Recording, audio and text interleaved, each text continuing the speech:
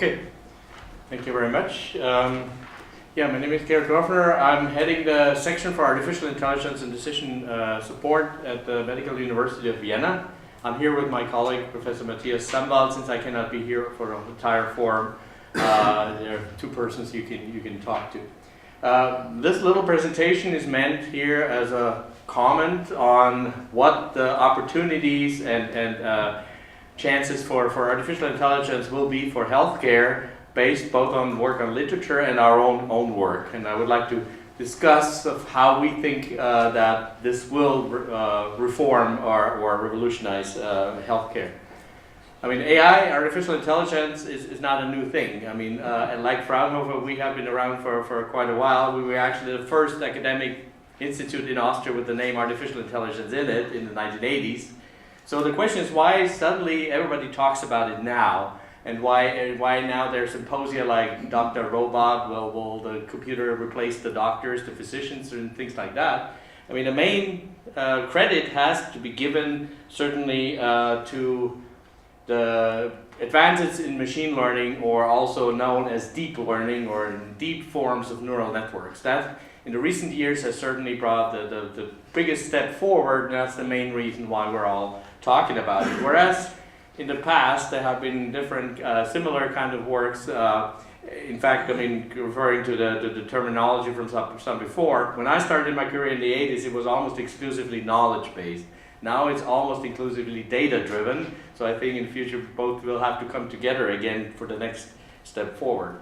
But let me focus on these deep learning neural network successes. Here's an example from Stanford University, published 2017 in Nature, which exemplifies what the step forward here really is. This is a neural network that has learned to recognize different types of lesions on the skin and classify them into melanoma or benign types of lesions. And the performance that you see here, so this is a so-called ROC curve, so the closer it is to the right upper corner, the better it is. And the blue is what the neural network achieved, and all the colored dots are the human experts. They're all within, almost exclusively, so it achieves human level performance or even better than human level performance, and that's the decisive thing. We can say that because we have a gold standard reference method, histology, biopsy, where we can without doubt derive what is the truth. So what do I think is the major contribution here from the new methods? Very briefly, I think there are at least three main ideas that contribute to this breakthrough that we now achieve human level performance in many image-based applications. One is in the name of deep. I mean, a neural network does something like learning features by combining some inputs into something new. And if you do that over several levels, pretty much incidentally as our visual system does it, we have little features in the retina, and then the further we go toward the visual cortex, we combine, our visual system combines features into more and more complex ones, and that seems to be the right idea when it comes to images, to from the bottom to the top, get more and more complex features to describe an image. The second is the recognition that in an image, that it's not always the entire image that matters, it's little things to begin with, like little local areas that matter, and only when you come to more and more complex recognition, the whole image becomes important. So we don't have to always look at the entire image to learn features. We look at little sections of it, but that section can be anywhere in the image, and we can scan it over that, and that is known as a convolution, and by cleverly combining those in several steps, you get to the well-known convolutional neural network. Incidentally, again, this is very, very similar to a model of the visual cortex that was suggested already in the 1980s. So it's amazing how we can make progress of really observing nature here. And finally, we realize that we don't always have to learn from scratch. We can profit from somebody else's results. So that's called transfer learning. Also, this dermatology network, was built on a network that was previously trained to distinguish simple objects from everyday life. Chairs, tables, cars, dogs, cats, and so on. And like a dermatologist, they also don't jump into dermatology without the capability of recognizing anything. They have the basic capability of recognizing objects. So these are the three main, I mean there are many more to talk about, but there's three of the main ideas that really contributed to this success. Here's an example from our own work. We deal with images in the MRI area, magnetic resonance imaging, and our cardiologists at the Medical University want to recognize a disease called cardiac amyloidosis. And we also have a ground truth, a reference through histology. We can compare, and also achieve very high levels. In this case, the question, are we better than humans, cannot easily be answered because humans haven't been tested on that task yet, but we assume we come pretty close to that too.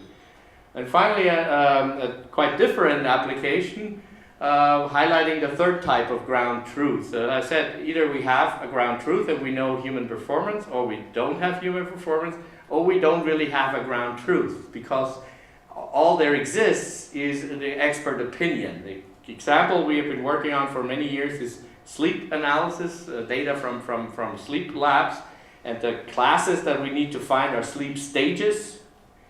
And when you ask an expert for an opinion, it will differ quite largely from an expert from a different opinion, but it's the only truth that we have.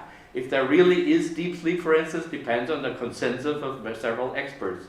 So here, we cannot outperform humans because the humans don't agree with each other, but we can at least reach the same level of performance. So we have to validate such that we achieve the same kind of agreement as experts achieve among each other.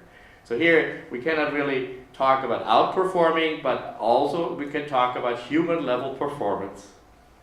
So all that leads to the final conclusion here that I want to give. We do have in several image, signal, or other based applications in medicine, we achieve human level performance, and we have to distinguish of whether there is a real ground truth because we have a comparative method, or whether the vague human expert opinion is the ground truth itself. But all this, if you validate it correctly and you prove that you're at human level performance, I see there's no reason why we should not trust those systems. So they will, without doubt, they will enter. We see a different medical field, there's different types of resistance. Some are very open and welcome such systems and say, finally, we don't have to do this job ourselves. Others are saying, well, I've done this for 20 years, I don't want the computer to take over, I'm too proud of what I can do here.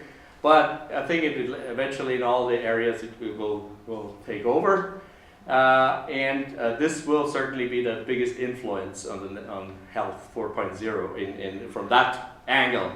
But we have to make sure the final decision should be with the human. We should be sure that the data was really representative. And we should realize that it's only that reduced diagnostic aspect of recognizing a melanoma or recognizing a sleep stage that was automated. And that's pretty far away from general human intelligence. So we should not be fooled of thinking there is a robot around the corner that will replace any physician in the world pretty soon. It's called, in technical terms, general artificial intelligence. We need a few more breakthroughs until we're there. So we need to find a way of efficiently working with the computers, not being afraid the computers will take over the jobs of physicians.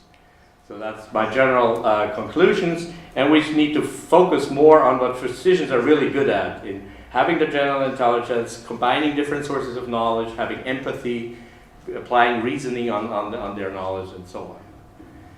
Thank you. This was the main message. Here's our own main research interest. So we cover quite a lot of aspects of artificial intelligence, from image signal processing all the way to also language processing. So we try to stay abreast with the developments here in medicine. Thank you very much.